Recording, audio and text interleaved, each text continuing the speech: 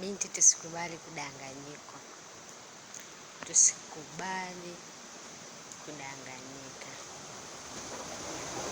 Hakikisha unatimiza malengo yako.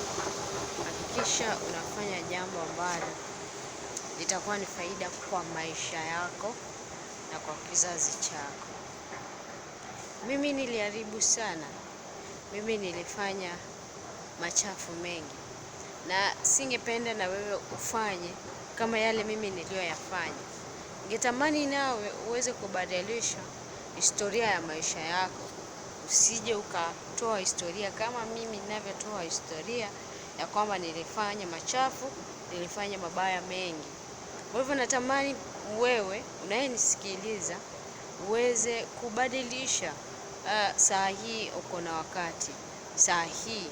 Na kama ulifanya machafu kama mimi, usijutie na wala usiseme wacha nifanye zaidi kwa sababu tayari nimeshafanya. Hapana. Badilisha na uweze kubadilisha msimamo wako uwe mzuri zaidi.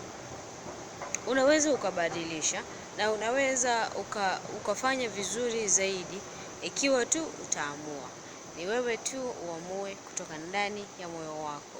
Inawezekana kupitia tu kwa njia ya Yesu Kristo. Pokea wokovu, amini kila kitu kinawezekana. Uende kama umeharibu sana kama mimi au zaidi ya mimi, umefanya mengi mabaya zaidi ya mimi. Kuna watu sahihi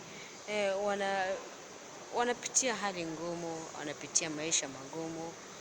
Unaona wenzako wamefanikiwa, usitamani kuwa kama wao kwa sababu haujui walifanya nini mpaka wakafikia mahali pale. Sasa kizazi cha sasa unajikuta wengine wanauza mwili wao, wengine wanafanya vitu ambavyo ni vichafu. Usifikie hapo. Unaweza ukabadilisha maisha yako na ukaweza kufanya kazi za mikono yako na ukaweza kufanikiwa zaidi. Si lazima uweze kuuza mwili wako, si lazima ufanye zinaa ndio uweze kukula, na sio lazima ufanye mambo machafu ndio uweze kupata unachokitaka au uweze kuvaa vizuri. Hapana, unaweza kufanya kazi za mikono yako. Tuache aibu sisi mabinti, kwa sababu aibu ndio inatufanya tunashindwa kufika kwenye hatima zetu. Aibu inatufanya tunashindwa kufikia malengo ambayo tulikusudiwa kuyafikia. Inawezekana. Tuamue tu na tuweze kujikana sisi wenyewe. Inawezekana kwa mkono na kwa msaada wa Mungu peke yake. Usikate tamaa na wale usione kwamba haiwezekani. Hapana, inawezekana. Ni wewe tu uamue, ni wewe tu uweze kukubali kubadilisha maisha yako na kukubali kubadilisha msimamo wako. Shalom.